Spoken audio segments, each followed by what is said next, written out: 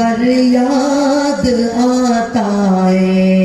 ایک شعر پڑھوں گا اور اپنی جگہ میں بیٹھ جاؤں گا. شعر پڑھنا ملاحظہ کریں کہ ایسی خوشبو باد صبا تو، ایسی خوشبو باد صبا تو آج کہاں سے پائی ہے. ایسی خوشبو باد صبا تو آج کہاں سے پائی ہے. لگتا ہے میرے نبی کے گھر سے ہو کر آئی ہے. جزاک اللہ. ماشاءاللہ. اس وقت آپ کے درمیان جناب خلیل اللہ غازی صاحب راج باٹی کو سماعت کر رہے تھے، ان کی نعت شاعری کو سماعت کر رہے تھے. لیکن اب آئیے دوستو، میرا تمہید و تاخیر کے میں اس نوجوان عالم دین کی بارگاہ پہ پہنچ رہا ہوں. اس وقت سرزمین کولکاتہ ہی نہیں بلکہ ملک ہندوستان کے مختلف شعبوں میں جا کر جن کی خطابت کا ڈنکا بج رہا ہے وہ کوئی اور نہیں جناب حضرت علامہ مولانا یوسف صاحب کولکاتہ ہے. میں ان سے بڑے ادب احترام کے ساتھ میں یہ گزارش کر رہا ہوں کہ کرسی خطابت کے لیے وہ تشریف لائیں. اس شعر کے ساتھ ان کا استقبال ہے کہ دکھا دو اپنی طاقت متحد ہو کر زمانے کو، دکھا دو اپنی طاقت متحد ہو کر زمانے کو. قلم کر دو انہیں جو ہاتھ اٹھے ظلم ڈھانے کو. کرو فولاد بن کر شامنا وحشی درندوں کا، مٹا دو نام تک دنیا سے ان فرقہ پرستوں کا. حضرت مولانا یوسف صاحب کولکاتہ.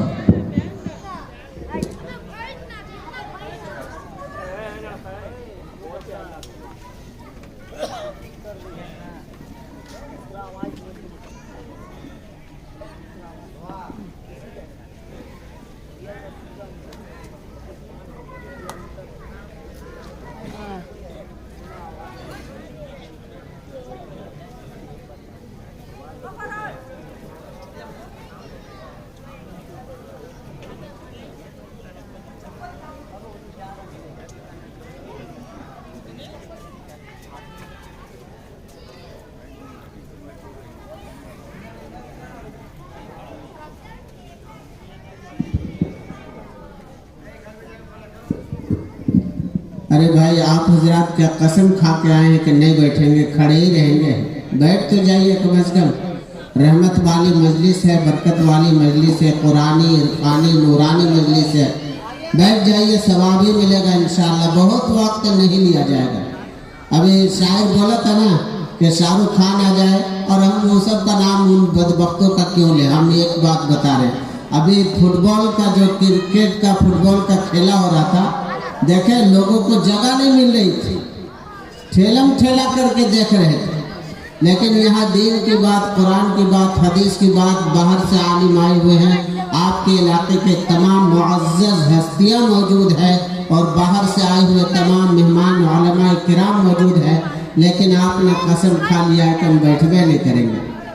جا کے آٹو میں بیٹھ جائیں گے لیکن مجلس میں نہیں بیٹھیں گے. السلام علیکم ورحمۃ اللہ وبرکاتہ.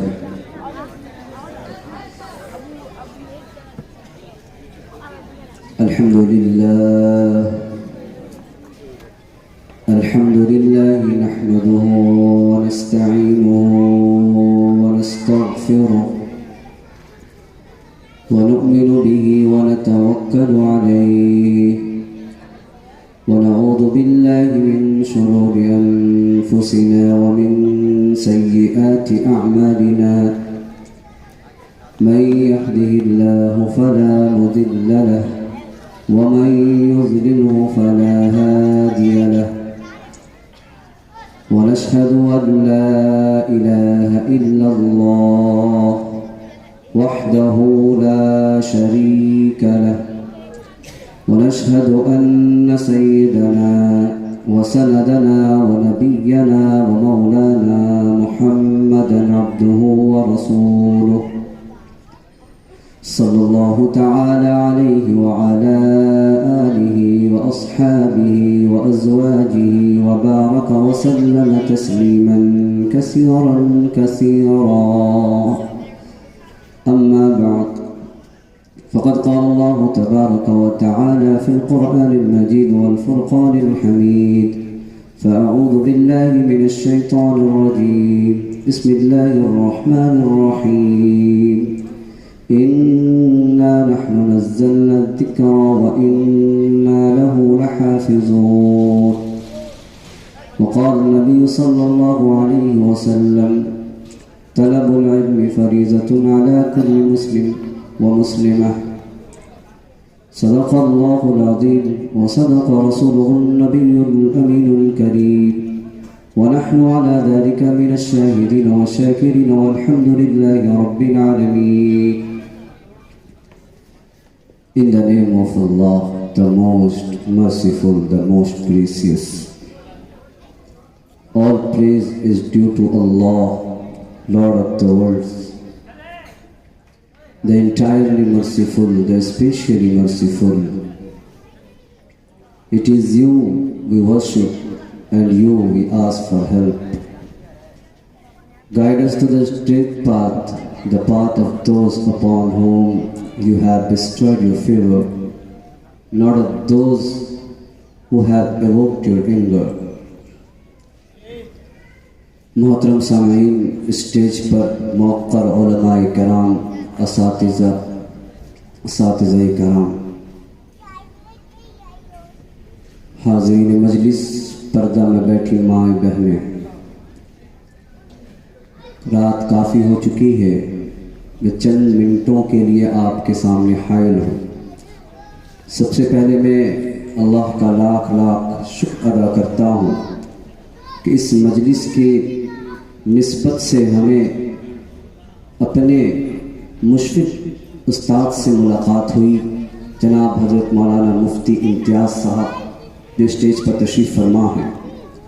میں 2007 میں حفظ کرتا تھا مدرسہ مصباح العلوم کانکی نارا۔ میں نے حضرت کو پہچان لیا، یہ بھی اللہ کی طرف سے تھی کہ میں ان کو پہچان پایا۔ اساتذہ کی دعا لیتے ہوئے میں کچھ باتیں آپ کے سامنے عرض کرنا چاہتا ہوں۔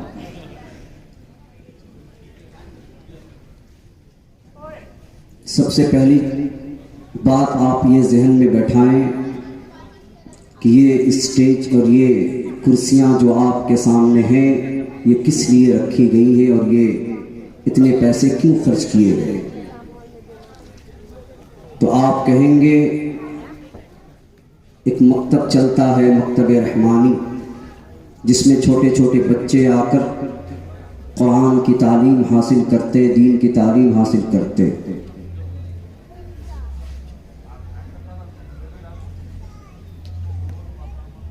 میں یہ نہیں کہتا کہ آپ بچوں کو ڈاکٹر نہ بناؤ، میں یہ نہیں کہتا کہ آپ اپنے بچوں کو سائنٹسٹ نہ بناؤ، انجینئر نہ بناؤ، لائر نہ بناؤ، میں یہ نہیں کہتا۔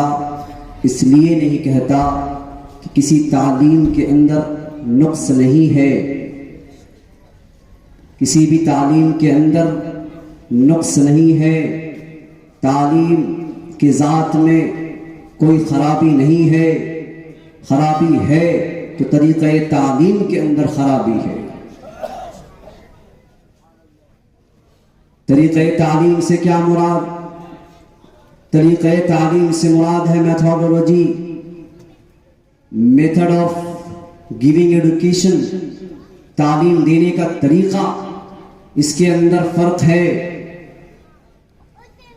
میں یہ کہنا چاہتا ہوں، آپ اسکول میں بچوں کو پڑھائیں، مگر یاد رکھ لیجئے، اس بات کو بھی اپنے ذہنوں میں ہمیں بیٹھانا ہوگا، کیا ہمارے بچے اسکول میں جا کر، کنوینٹ اسکول میں جا کر، جس کے لیے ہم لاکھوں کی فیس کی ادائیگی ہم کرتے ہیں، ایسا تو نہیں کہ اس تعلیم کے ذریعے ہم اپنے بچے کے ایمان کا سودا کر رہے ہیں؟ میں آپ کو یہ بات ڈنکے کے چوٹ پر بتانا چاہتا ہوں، کیونکہ میں نے بھی یونیورسٹی کی لائف گزاری ہے، میں بھی اسکول کا لائف دیکھا ہوں، کالجوں کا لائف دیکھا ہوں۔ میں یہ بتانا چاہتا ہوں आप तालीम पर नजर न रखें, तालीम से ज्यादा जरूरत किसी चीज की है तो असातिज़ा किराम के ऊपर नजर रखने की जरूरत है, जो आपके बच्चों को साइंस की तालीम देते हैं, जो आपके बच्चों को अंग्रेजी पढ़ाते, जो आपके बच्चों को हिस्ट्री पढ़ाते हैं। मैं कहना चाहता हूं इसलिए कि अगर साइंस पढ़ाने वाला जिसके अंदर ईमान नहीं होगा, जो मुवहिद नहीं होगा, जिसके अंदर तौहीद और रिसालत और आखिरत का यकीन नहीं होगा, जब ये बच्चा आपको साइंस पढ़ाएगा, जब ये बच्चा आप ये बच्चे को जब आपके हिस्ट्री पढ़ाएगा और जब ये साइंस की किताबें पढ़ाएगा तो ये नहीं बताएगा बेटा सूरज निकलता है, सूरज घूमता है, तो इसकी रीजन क्या है घूमने की, ये नहीं बताएगा, बल्कि वो मादा बताएगा कि सूरज इसलिए घूमता है, चांद इसलिए निकलता है, जमीन में अर्थक्वेक इसलिए आते हैं। वो ये नहीं बताएगा कि अल्लाह सुब्हानहू व तआला जब नाराज होता है तो अर्थ पर जमीन पर जलजले आते हैं। वो ये नहीं बताएगा, बल्कि वो मादा के तहत आपको बताएगा, आपके बच्चों को, कि जमीन पर जब ये चीजें होती हैं तो जमीन के ऊपर जलजला आता है और लोग तबाह और बर्बाद होते हैं। हिस्ट्री पढ़ाएगा तो हिस्ट्री पढ़ाने पर ये आपको बच्चे को ये नहीं बताएगा कि हज़रत आदम अलैहिस्सलातु वस्सलाम that is the one of the best people in the world, जो सबसे पहले आदमी थे, सबसे पहले इंसान थे, हम सबके बाबा थे। बल्कि आदम के बारे में वो नहीं कहेगा, बल्कि वो कहेगा कि इंसान जो बड़ा हुआ है वो इंसान बड़ा इस माना पर हुआ है कि पहले ये बंदर था, फिर बंदर से बढ़ते बढ़ते इसकी तरक्की हुई है, आज ये इंसानी शक्ल में नमूदार हुआ है। तो गोया कि हमें ये मालूम चलता है इस तालीम से, मैं तालीम के खिलाफ नहीं हूं, आप तालीम दें, मगर ऐसे उस्ताद को मुंतखब करे, ऐसे उस्ताद का सिलेक्शन करे जिस उस्ताद के अंदर अल्लाह हो, जिस उस्ताद के जो उस्ताद मुसरत को मानने वाला हो, जो उस्ताद आखिरत को मानने वाला हो, ताकि उस्ताद जब पढ़ाएगा तो इसी चांद, इसी सितारे, इसी जमीन के तमाम चीजों को आपके बच्चों के सामने ये पेश करेगा कि अल्लाह की कुदरत कामिला की वजह से ये जमीन में जो अर्थक्वेक आते हैं, चाहे ये जलजला आता है, ये अल्लाह की नाराजगी का सबब होता है। जब इंसान जमीन पर गुनाह करता है, शराब पीता है, उलमाए किराम मौजूद है, रीजन लिखा हुआ है कि जलजला क्यों आता है, अल्लाह की नाराजगी का सबब है कि इंसान जो जमीन पर अल्लाह सुब्हानहू व तआला जलजला भेजता है। मैं तालीम के खिलाफ नहीं हूं, मगर हम सब अपने बच्चों के ईमान की फिक्र करें, ऐसा ना हो कि एक दिन ऐसा आए कि बच्चा आपसे सवाल करे कि खुदा कौन है, हु इज द गॉड। आपसे पूछे कि रसूल कौन है, आपसे पूछे कि बारिश होती है ये क्यों होती है, जब आप कहेंगे कि अल्लाह सुब्हानहू व तआला की मर्जी से बारिश होती है, तो वो कहेगा नहीं अब्बा जी बारिश तो यूं होती है, साइंस में हमने ये पढ़ा है। गोया कि अल्लाह से कनेक्शन जो है इसका खत्म होता है। तो मैं ये कहना चाहता हूं, उलमाए किराम ने भी कभी मना नहीं किया, मगर उलमा ने इस बात की ताकीद की है कि अपने बच्चों के ईमान की फिक्र कीजिए, हर चीज में रिलेट कीजिए। आपको मालूम होना चाहिए, कोई कहता है कि कुरान पढ़कर आलिम बनकर कोई इंजीनियर नहीं बनता, कुरान पढ़कर कोई डॉक्टर नहीं बनता, कुरान पढ़कर कोई प्रोफेसर नहीं बनता, कुरान पढ़कर कोई माहिर इल्म नफ्सियात नहीं बनता, या कानून का रखवाला नहीं बनता, या डॉक्टरेट की डिग्रियां हासिल नहीं करता। मैं आपको ये बताना चाहता हूं, अगर ये चीजें आपके जहन में है तो इसको निकाल दीजिए, क्योंकि आपको मालूम होगा कि कुरान का पढ़ने वाला आज मुल्क के हर हिस्से में आपको ऐसे कुरान के जानने वाले, कुरान का जानकार मिलेगा, जो डॉक्टर भी है, इंजीनियर भी है, माहिर है, इल्म नफ्सियात है, माहिर साइंटिस्ट है, आपको ऐसे लोग भी मिलेंगे। वक्त ये तकाजा हमसे करता है कि हम अपने बच्चों को किस लाइन से, किस जाविये से, किस एंगल से तालीम देते हैं और कहां तालीम देते हैं।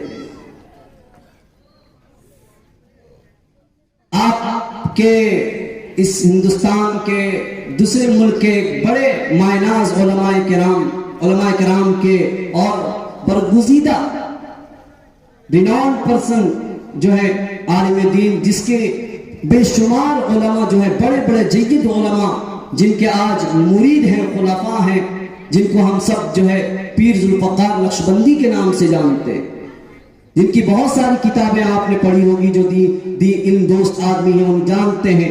पीर जुल्फ़कार नक्शबंदी को आप अगर मुताला करें तो लिखा है कि वो मैकेनिकल इंजीनियर है, मैकेनिकल इंजीनियरिंग कर रहे हैं। मैकेनिकल इंजीनियरिंग करने में उन्होंने बहुत सारी चीजों का मुशाहिदा किया, और मुशाहिदा करने में उन्होंने अल्लाह को, मैकेनिकल इंजीनियरिंग के दौरान उन्होंने अल्लाह को पहचाना कि अल्लाह कैसे दुनिया को कायम करता है, ये सारी चीजें, ये तकनीकी, ये मैकेनिज्म कैसे होती है। उसने जो है कि उन्होंने इंजीनियरिंग के कोर्स में अल्लाह को पहचान लिया। तो किसी भी तालीम के अंदर कोई कमी नहीं होती है, बल्कि पढ़ाने वाला जब अल्लाह को जानता है, अल्लाह को पहचानता है, उस तालीम के अंदर से भी वो अल्लाह को पहचान लेता है, रसूलुल्लाह सल्लल्लाहु अलैहि वसल्लम को पहचान लेता है। हम आज अपने अपने सेक्टर को अलग कर रहे हैं, हम मिस्टर और मौलवी को अलग कर रहे हैं। ये तो 1800 साल के अंदर अंग्रेजों की ये सियासी तौर पर अंग्रेजों ने मिस्टर और मौलवी को अलग किया है। उस वक्त के दौर को याद कीजिए, जिस वक्त मिस्टर और मौलवी यानी एक ही मदरसे के अंदर, लिखा है तारीख के अंदर के दिल्ली के अंदर, सिर्फ दिल्ली शहर के अंदर बड़े बड़े मदरसे थे, स्कूल लेवल के, कॉलेज लेवल के।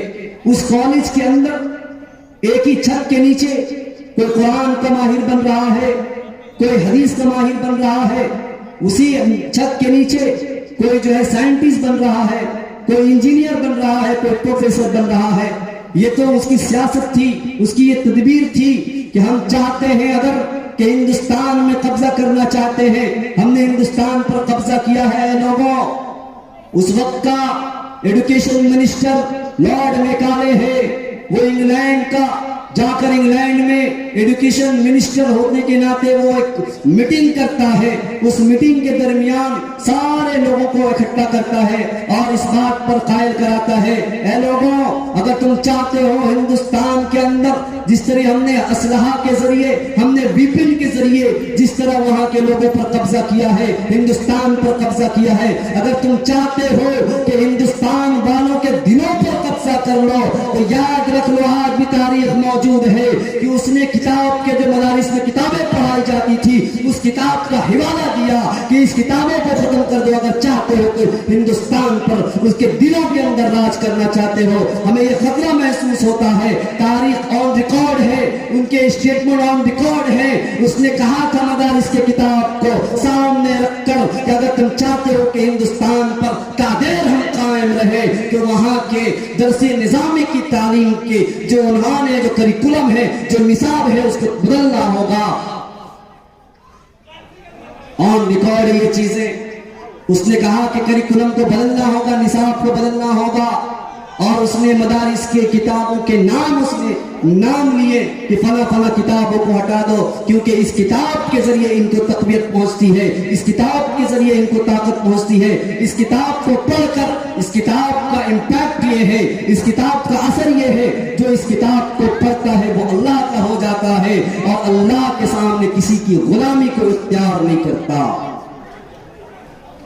ये देखने में आपको छोटा सा ये मकतब नजर आता है, मगर याद रख लीजिए, इसी मकतब के बच्चे जो है बड़े होकर कुरान की तालीम हासिल करते, बड़े होकर आलिम बनते, बड़े होकर कारी बनते हैं, बड़े होकर जो है रहनुमा बनते हैं, कौम के लीडर बनते हैं, कौम की रहनुमाई करते हैं। यही मकतब से बच्चे उठकर बड़े मदरसे तक पहुंचते हैं, वहां जाकर फरागत तालीम की फरागत हासिल करते हैं। मैं आपसे ये कहना चाहता हूं कि वो रिकॉर्ड के अंदर ये मौजूद है कि उसने साफ तौर पर कहा कि अगर आप चाहते हो कि हिंदुस्तान पर कब्जा किया जाए तो आपको वहां के मदरसों की जो तालीम है, हमें मालूम है, मैं अफसोस से कहना चाहता हूं, मालूम है हमें कि हमारे मदरसे में बच्चों को और सही खाना नहीं फराहम हो पाता, वो बेचारे बहुत बर्दाश्त कर तालीम हासिल करते हैं। मालूम है कि असातिज़ा की तनख्वाहें कम होती हैं,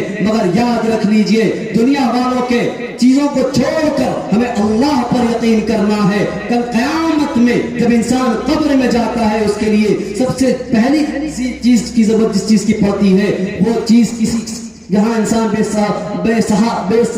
बेमददगार होता है, बेसहारा होता है, वहाँ किसी की मदद की जरूरत होती है। तो आपके यही जो उलूम आप बच्चों को देते हैं, जो तालीम आप बच्चों को सिखाते हैं, यही कल क़यामत में और कब्र में काम आने वाली चीज है।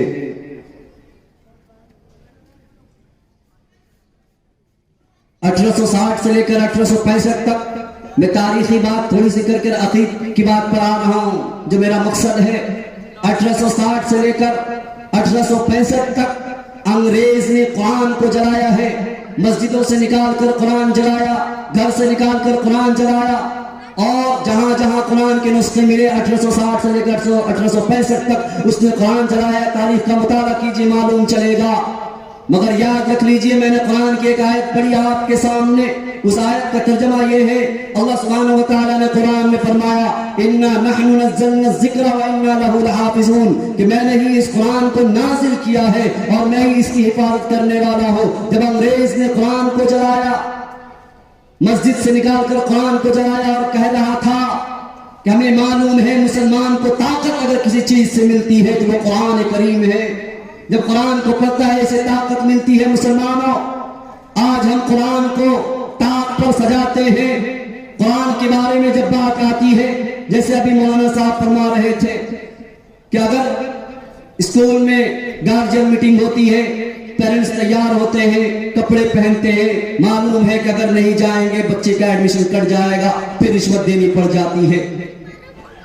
यह आप खुशनसीब है कि आपको कम फीस में आपके बच्चों को तालीम देने वाला पूरी जिंदगी खपाता है, पूरी जिंदगी अपने बयानात से, अपने कुरानी तालीमात से जो पढ़ने के वक्त भी मुशक्कतें उठाता है, वही बड़ा होकर पूरी जिंदगी सर्फ करता है आपके सामने। आपको इसकी हकीकत नहीं मालूम। अंग्रेज ने कुरान जलाया, इसी मदरसे, छोटे से मदरसे से एक मौलाना साहब ने एक बच्चे को, 11 साल की उम्र के बच्चों को निकाला और कहा, ए बच्चे तुम कुरान सुनाओ इनको। उस बच्चे ने कुरान पाक सुनाना शुरू किया है। कुरान पाक सुनाता है, तारीख में लिखा है 9 घंटे के अंदर या 12 घंटे के अंदर उसने पूरा कुरान पाक को ज़बानी सुना दिया उस अंग्रेज के सामने, और कहा कि तुम चाहते हो कि तुम इस बच्चे के दिल को भी जला दो, इसके दिल में कुरान पाक है। सारी किताबें बदल गई अल्लाह की और दूसरी किताबें जो अल्लाह ने नाजिल की है, मगर याद रख लीजिए कुरान की हिफाजत अल्लाह ने अपने हाथ में लिया। तो ये 9 साल का 11 साल का बच्चा, छोटा सा बच्चा पूरे कुरान सुनाता है, तो अंग्रेज जो हक्का बक्का रहता है और कहता है कि लगता है तुमने इस बच्चे के दिल में अलमारी बनाई हुई है कि इसके दिल में तुमने कुरान को सजा कर रखा है। आलिम दीन ने फरमाया, नहीं नहीं नहीं नहीं, बात दरअसल ये है कि कुरान में अल्लाह ने फरमाया है, इन्ना नहनु नज़्ज़लना ज़िक्रा व इन्ना लहू लहाफ़िज़ून, कि हमने ही इसे नाजिल किया है, हमें इसकी हिफाजत करेंगे। आज बड़े अफसोस के साथ मैं कहता हूं, मैं भी इस कलकत्ते शहर का रहने वाला हूं, खिजीरपुर में। वहां के बहुत सारे लोग आते हैं और मुझसे कहते हैं कि इमाम साहब ट्यूशन पढ़ाना है, किसी हाफिज साहब को दे दीजिए। मैं कहता हूं हाफिज साहब तो है मगर खाली है, इस वक्त में असर के बाद छुट्टी रहती है, आपके बच्चों को असर के बाद पढ़ा सकते। शर्म से मर जाना चाहिए। वो शख्स कहता है कि असर के बाद वक्त नहीं है, साइंस सब्जेक्ट तक के टीचर आते हैं। मैंने कहा मगरिब बाद पढ़ा लो, उसने कहा मगरिब बाद भी वक्त नहीं है। फिर कहा ऐशा बाद पढ़ा लो, उसने कहा ऐशा बाद भी वक्त नहीं है। पूछा कब वक्त है बता, उसने कहा कि 10 बजे रात में वक्त है। उसने कहा 10 बजे रात में वक्त है, यानी डेट टाइम तुमने कुरान के लिए निकाला है, जो वक्त किसी काम का नहीं है, वो कुरान के लिए तुमने वक्त निकाला है। मेरे भाइयों, काशीपुर के रहने वालों में साफ तौर से ऐलान करना चाहता हूं, कल क़यामत में जब हम जाएंगे, जब हमें कुरान की जरूरत पड़ेगी, जब वहां पे एक साफ हदीस में लिखा है, कुरान हदीस के अंदर आता है, हजरत अली रज़ियल्लाहु ताला अन्हु से मनकूल है, साफ हदीस है, इक़राउल कुरान फ़इन्नहु याती यौमल क़ियामति शफ़ीअन लि अस्हाबी। कुरान के बारे में हज़रत अली ने फरमाया, जनाब मोहम्मद रसूलुल्लाह ने फरमाया है कि कुरान की तिलावत करो, कुरान पढ़ो। क्यों? इसलिए पढ़ो फ़इन्नहु याती यौमल क़ियामा, कि क़यामत के दिन ये कुरान आएगा। जब कुरान आएगा तो क्या करेगा? शफ़ीअन लि अस्हाबिही, अपने पढ़ने वालों की शिफाअत करेगा, अपने पढ़ने वालों की शिफाअत करेगा। खुदा न खास्ता ऐसा ना हो जाए। मेरी माएँ और बहनें, कुरान तो हम सिर्फ ताक पर सजाते हैं, जब किसी की मरनी होती है कुरान निकाल कर खानी करवाते हैं। कुरान को आज हमने बलाए ताक रखा हुआ है। न कुरान से मोहब्बत, न कुरान वालों से मोहब्बत, न अहले कुरान से मोहब्बत है।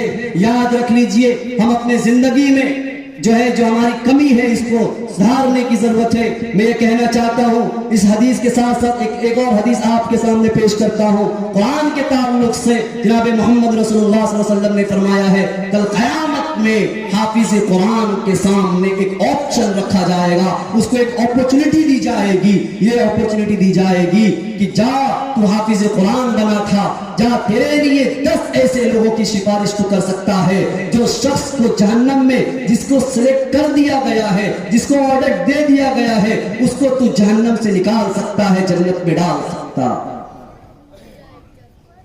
जन्नत में डाल सकता। आज कोर्ट में आप जाएं, जिस विक्टिम्स को, जिस जालिम को अगर ये सजा सुना दी जाती है, कोर्ट फैसला देता है, जजमेंट देता है, स्टेटमेंट देता है कि इस शख्स को कोर्ट, इस शख्स को जेल में डाल दो, फला तारीख को इसके फांसी की सजा सुनाई गई है, फांसी देनी है इसे फला तारीख को।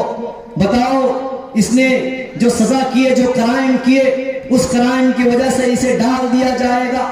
जब इसके इसको फांसी के लिए तैयार किया जाएगा, उस वक्त कोई वकील आकर, कोई लॉयर आकर कहता है, मैं जानता हूं तुझे कोर्ट ने ये फैसला दिया है तेरे बारे में कि तुझे फांसी की सजा दी जाएगी, तुझे उम्र कैद की सजा सुनाई गई है। अगर कोई लॉयर, बहुत वेल एजुकेटेड लॉयर, बहुत एक्सपीरियंस वाला लॉयर अगर आकर कहता है मैं तेरी जान बचा सकता हूं,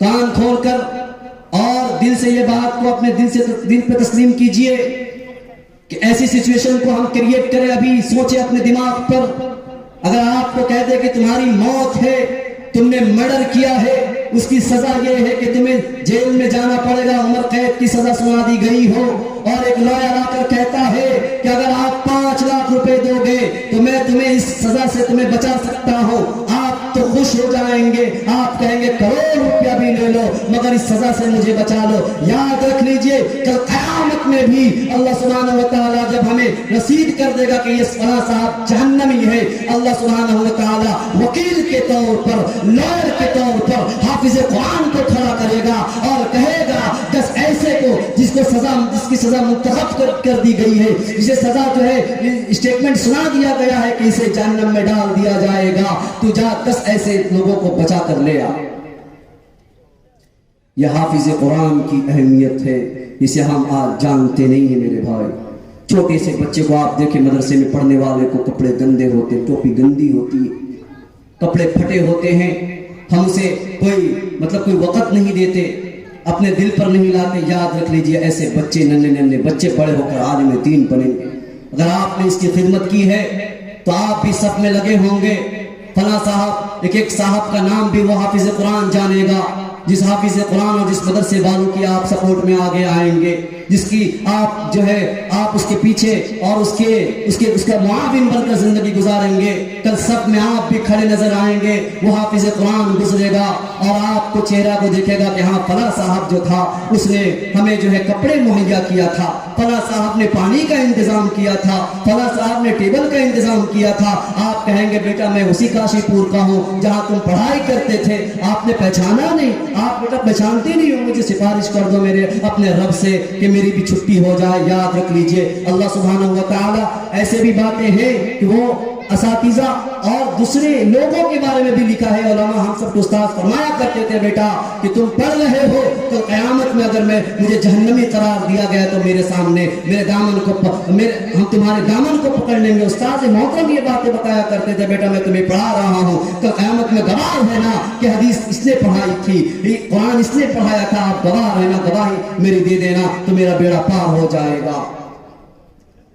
میں کہنا چاہتا ہوں قرآن سے محبت کرنے کی ضرورت ہے, قرآن کو اپنے سینے سے لگانے کی ضرورت ہے, قرآن والوں سے محبت کرنے کی ضرورت ہے, قرآن کے محفلوں میں قرآن کی مجلسوں میں ہمیں بیٹھنے کی ضرورت ہے, علماء کرام سے استفادہ کرنے کی ضرورت ہے. اور جو آپ کے محلے میں جو مکتب چل رہا ہے اس کی بھی آپ کی نگرانی میں یہ مکتب چلتا ہے, آپ کی فل سپورٹ کی ضرورت ہے. آپ اس معنی پر نہیں کریں لوگ دیکھیں گے کہ نہیں دیکھیں گے, نہیں, اللہ سے تجارت کیجئے, اللہ سے اپنی تجارت کیجئے. کوئی دیکھے چاہے مت دیکھے, اللہ دیکھتا ہے, اللہ اندھیروں میں بھی دیکھتا ہے, اللہ روشنیوں میں بھی دیکھتا ہے, اللہ ہر جگہ دیکھتا ہے. آپ کو معلوم ہوگا سورۃ الزلزال آپ پڑھیں, اس آیت میں آپ جب پہنچیں گے لکھا ہے قرآن کے اندر اذا زلزلت الارض زلزالها واخرجت الارض اثقالها وقال الانسان ما لها. انسان کے جب زمینیں اپنی گواہی دے گی, زمین کہے گی فلاں صاحب نے یہاں پر یہ گناہ کیا تھا, فلاں صاحب نے یہاں پہ زنا کیا تھا.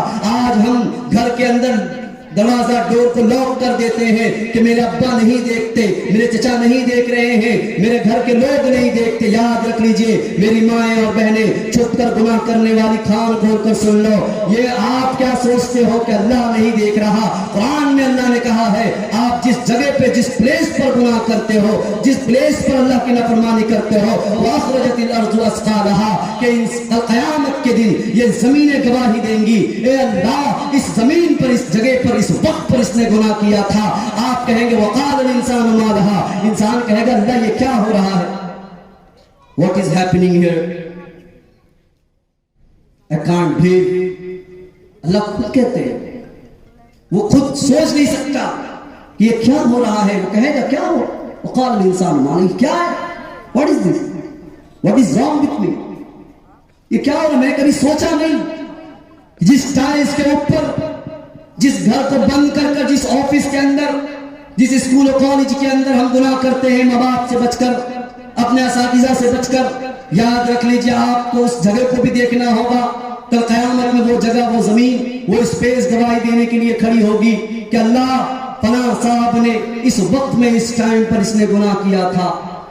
تو ہم گناہ سے نہیں بچ سکتے, نیکی کے کام پر ہمیں لوٹنا ہوگا. we have to turn to Allah, ہمیں اللہ کی طرف رجوع ہونا ہوگا, اللہ کے قانون کے مطابق زندگی بسر کرنا ہوگا, ہمیں حق کے ساتھ دینا ہوگا, عدل کے ساتھ قائم رہنا ہوگا, تب ہم جا کر کامیاب ہوں گے. اور یہاں بھی کامیابی ملے گی, آخرت میں بھی کامیابی قدم چومے گی انشاءاللہ. ہم ایک چیز مہیا آج سے ارادہ کریں, پکا سچا ارادہ کریں کہ آج کے بعد جو ہم زندگی گزاریں گے قرآن کو سب سے پہلے سیکھنے کی کوشش کی جائے. میں نے ایک حدیث پڑھی, حدیث کے اندر لکھا طلب العلم فریضۃ علی کل مسلم و مسلمہ, کہ علم کا طلب کرنا مسلمان مرد اور عورتوں کے لیے فرض ہے.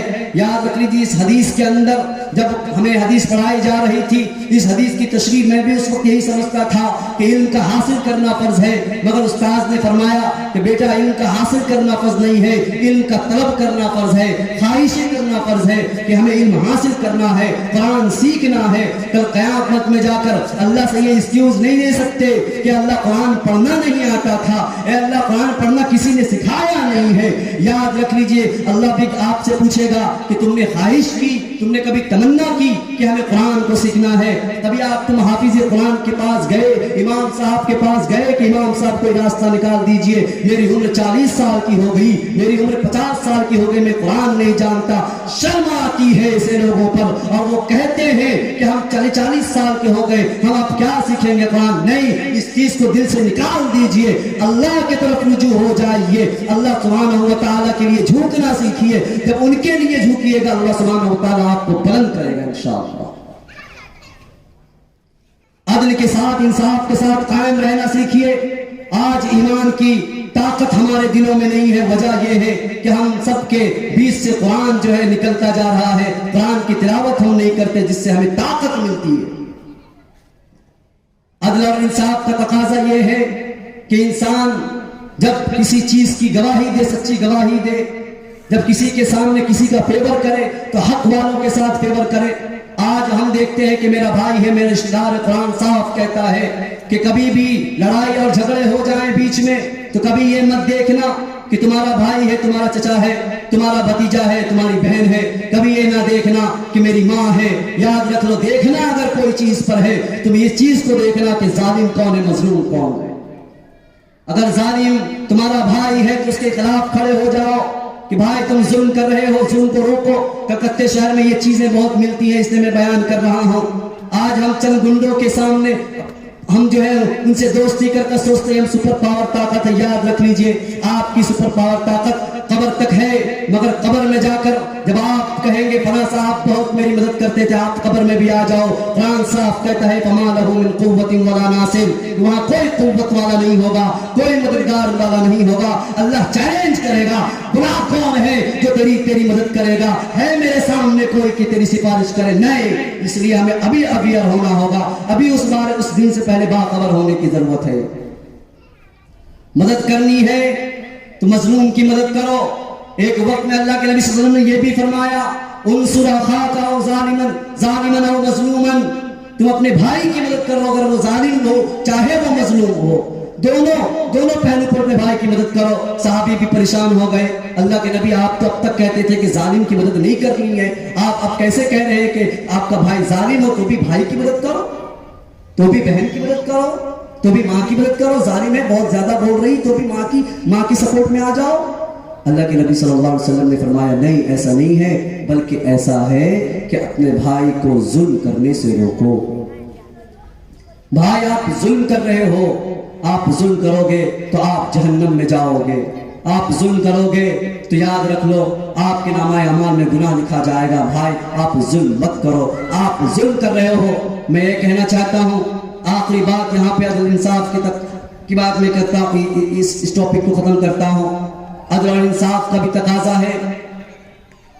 آج لوگ قانون کے اندر آرٹیکل 14 آپ پڑھیں گے تو آپ کو معلوم چلے گا، اس آرٹیکل میں صاف لکھا ہے the state shall not deny to any person equality before law. جب آپ لا پڑھیں تو لا کی کتاب جو اسٹوڈنٹ ہے وہ جانتے ہیں، لا کی کتاب جب آپ اٹھائیں گے اس کتاب کے سب سے پہلا پیج جو ہوتا ہے فرنٹ پیج، اس میں ایک تصویر بنی ہوئی ہوتی ہے. آپ نے بھی دیکھا ہوگا کہ ترازو بنا ہوتا ہے، اور جو ترازو پکڑا ہوا ہوتا ہے وہ تو پتہ نہیں پکڑی ہوئی ہے یا پکڑا ہوا ہے، مگر وہ جو بھی ہے وہ فیمیل ہے یا میل ہے مجھے نہیں معلوم، مگر جب وہ پکڑا ہے اس ترازو پکڑنے والے کہ آپ چہرہ کو دیکھیں گے تو آنکھ میں پٹی بندی ہوتی ہے. آپ نے دیکھا ہوگا کہ اس کی آنکھ میں پٹی بندی ہوتی ہے. ہم پوچھیں کہ what is the reason by, جب آپ اس پکچر کو دیکھیں تو معلوم چلے گا کیوں. the state shall not deny to any person equality before law، کہ لا کے سامنے، قانون کے سامنے سب برابر ہے. بادشاہ بھی ہے، اس کے سامنے ایک مزدور کا بھی اگر کوئی معاملہ ہے تو قانون کے سامنے سب برابر ہوگا. اس میں یہ نہیں دیکھا جائے گا پرائم منسٹر ہے، چاہے وہ اسٹیٹ منسٹر ہے، چاہے وہ ایم ایل اے ہے، ایم پی ہے، کونسلر، وہ نہیں دیکھا جائے گا، بلکہ کون ظالم ہے کون مظلوم ہے یہ دیکھا جائے گا. یہ کوٹ ہمیں میسج دیتا ہے، کتاب کی تصویر میسج دے رہی ہوتی ہے.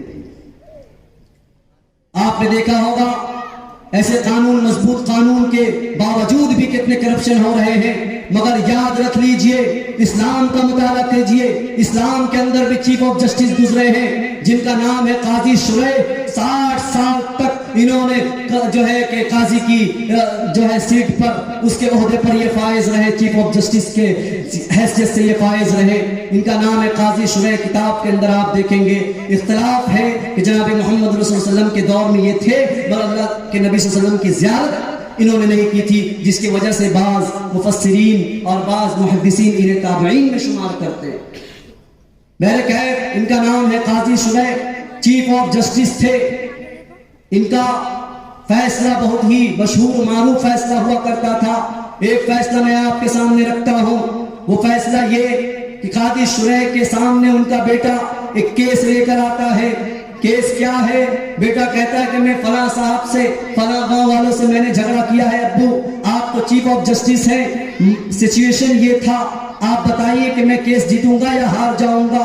باپ کہتے ہیں کہ بیٹا یہ اللہ کے نبی کے دور کی بات میں آپ کے سامنے کر رہا ہوں. یہ اسلام عدل اور مساوات سکھاتا ہے, اس کی تعلیم اسلام دیتا ہے. شریعت ہمیں یہ بتاتی ہے کہ کسی کے سامنے ظالم اور مظلوم ہو تو ظالم کی حمایت میں آگے نہیں آنا, اس کے خلاف کھڑے ہو جانا ہے, چاہے وہ آپ کا بیٹا کیوں نہ ہو, چاہے وہ آپ کی بیٹی کیوں نہ ہو. اللہ کے نبی صلی اللہ علیہ وسلم نے فرمایا کہ اگر گناہ کرتے ہوئے, اگر ظلم کرتے ہوئے, اگر فاطمہ بھی چوری کرتے ہوئے پکڑاتی ہے تو اس کے ہاتھ کو بھی کاٹ دیا جائے گا. یہ ہم سب کے آقا جناب محمد صلی اللہ علیہ وسلم کا اسٹیٹمنٹ ہے کہ میری بیٹی, لاڈلی بیٹی, پیاری بیٹی حضرت فاطمہ بھی اگر چوری کرتی ہوئی پکڑا جاتی ہے کہ یہ نہیں دیکھا جائے گا یہ محمد صلی اللہ علیہ وسلم کی بیٹی ہے.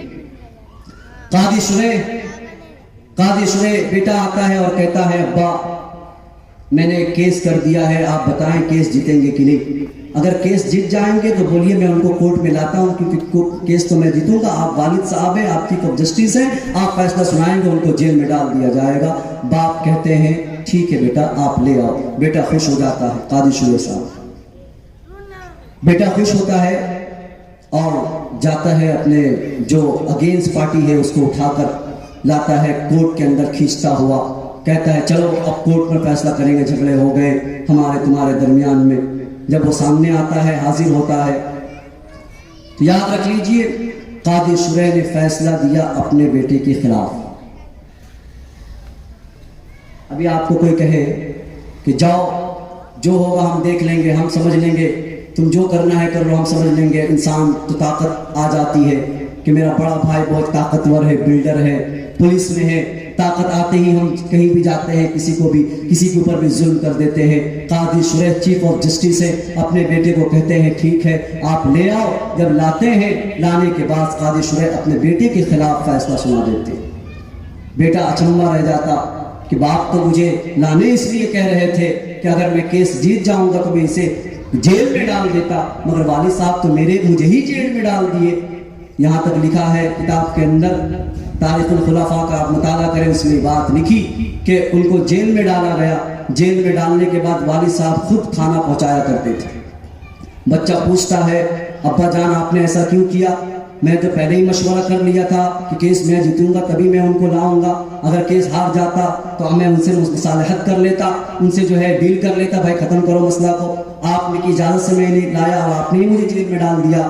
تاریخ جملہ سنیے, قاضی شریح نے فرمایا بیٹا مجھے معلوم ہے تو میرا عزیز ہے, تو میرا پیارا ہے, ہر باپ کو اس کی اولاد پیاری ہوتی ہے. قاضی شریح نے بھی جواب دیا بیٹا میں جانتا ہوں کہ تو میرا عزیز ہے, مگر یاد رکھ لے تجھ سے زیادہ بھی عزیز میرے لیے کوئی ہے تو وہ اللہ ہے, وہ پروردگار ہے, وہ خالق کائنات ہے جس نے ہم سب کو پیدا کیا ہے. 70 ماؤں سے زیادہ جو ہم سے محبت کرتا ہے کہ تجھ سے زیادہ بھی مجھے کوئی عزیز ہے, پیارا ہے, وہ ہم سب کا اللہ ہے. میں آج تجھے اگر منع کر دیتا تو تو کسی مظلوم کو تو کورٹ میں نہیں لاتا, اور جس کی وجہ سے کل قیامت میں میری پوچھ تاچھ ہوتی اور میں پکڑا جاتا. یاد رکھ لیجئے یہ اصل چیز ہے کہ ہم اپنی آخرت کی تیاری کریں, ہم اپنے آخرت کے بارے میں سوچیں کہ وہاں کیا بنے گا. یہی حافظ قرآن, یہی قرآن والوں کی اگر آپ مدد کرتے ہیں, قرآن کی تعلیم حاصل کرتے ہیں یا قرآن والوں کی مدد کرتے ہیں, اللہ کی ذات سے امید ہے کہ اللہ سبحانہ و تعالیٰ اس قرآن کی آپ معاون بن کر زندگی گزاریں گے. یہ امید ہے, قوی امید ہے, اللہ سبحانہ و تعالیٰ ان کے ذریعے آپ کی مغفرت فرمائے گا کل قیامت میں انشاءاللہ. اس چیزوں کے لیے ہمیں تیار ہونا ہے. میں کچھ ہی 5 منٹ اور رہ گئے, میں آپ کے سامنے اس بات پر رخصت لیتا ہوں کہ بھائیوں زندگی یہ وقت یہ گزر رہا ہے, آئے دن آپ سنتے ہیں کہ ایکسیڈنٹ, کسی جوان کا ایکسیڈنٹ. یہ تو 2021 سے میں اکثر اگر اموات اس کی خبر میں نے سنی تو زیادہ تر نوجوان کی خبر سنی. کوئی 30 سال کی عمر میں انتقال کر گیا, کوئی 40 سال کی عمر میں انتقال کر گیا, یعنی 60-70 کراس کرنے تو دور کی بات, 40 سال والے کو دیکھا کہ وہ ہارٹ اٹیک کے مریض اور ہارٹ اٹیک سے وہ مر گیا, جسے اس کے باپ نے بھی نہیں سوچا ہوگا. اس کا باپ زندہ, اس کی ماں زندی, اس کے بچے زندے, اس کا باپ دنیا سے, جوان باپ چلا جاتا ہے 40 سال کی عمر میں, دیکھنے میں ویل فٹ, اس کے جیم کرنے والا انسان. باڈی سے آپ دیکھ کر یہ نہیں کہہ سکتے کہ اس کی باڈی کمزور ہے.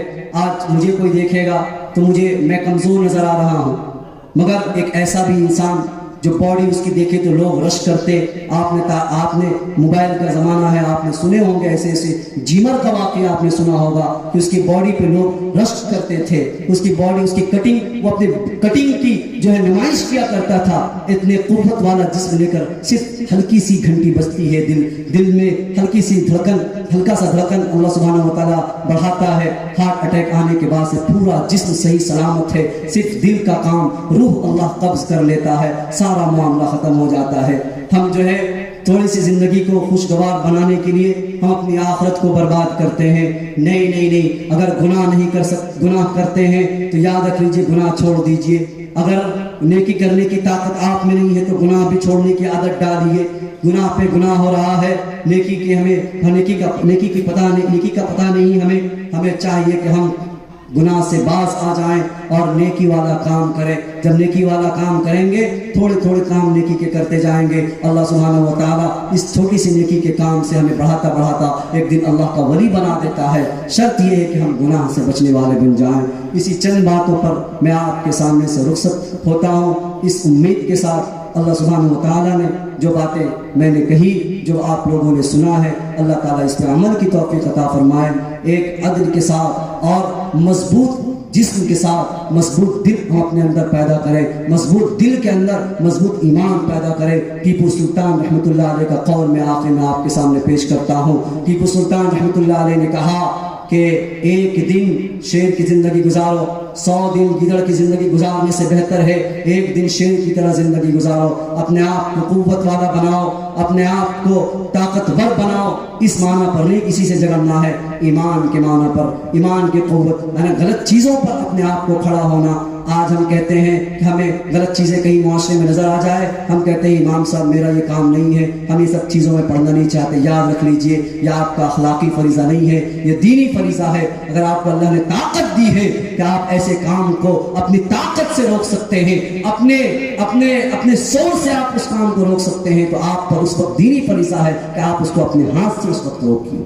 ہاتھ والا اگر صرف بولنے پر اکتفا کرتا ہے تو وہ بھی قیامت میں مجرم ٹھہرائے گا. اس لیے اگر اللہ نے طاقت دی ہے تو غلط چیزوں کو, منکر چیزوں کو اپنے ہاتھ سے روکنے کی کوشش کریں. ہاتھ سے روکنے سے مطلب یہ نہیں کہ آپ اسے ماریں, ہاتھ سے روکنے کا مطلب یہ ہے کہ اپنی طاقت پہ کھڑے ہو جائیں, اپنے معاشرے سے غلط چیزوں کو دور کریں. اپنے معاشرے میں, مسلم سوسائٹی کے اندر, بچوں کے اندر دینی جو غلط راستوں میں جا رہے ہیں انہیں روکیں, سمجھائیں. دیکھو تمہارے لیے غلط ہے, تم اپنے راستوں کو ہموار کرو, تمہیں ایک اچھا مسلمان بننا ہے, تمہیں ایک اچھا انسان بننا ہے. اللہ تعالیٰ ہمیں کہنے سننے پر عمل کی توفیق عطا فرمائے. وآخر دعوانا الحمدللہ رب العالمین. السلام علیکم ورحمۃ اللہ.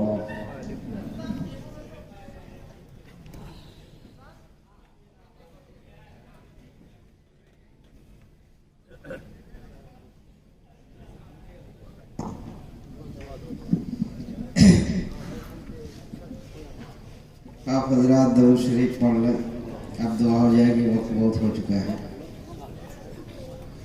الحمدللہ رب العالمین والصلاة والسلام علی سید الانبیاء والمرسلین. اللہم انت السلام انت السلام تبارک یا ذو الجلال والاکرام. اللہم اعنا علی ذکرک وشکرک وحسن عبادتک. اللہم احفظنا من کل بلاء الدنیا وعذاب الآخرہ. اللهم إنك عفو كريم تحب العفو فاعف عنا يا كريم. اللهم إنا نسألك العفو والعافية في الدنيا والآخرة. رب اجعلني مقيم صلاتي ومن ذريتي ربنا وتقبل دعاء. ربنا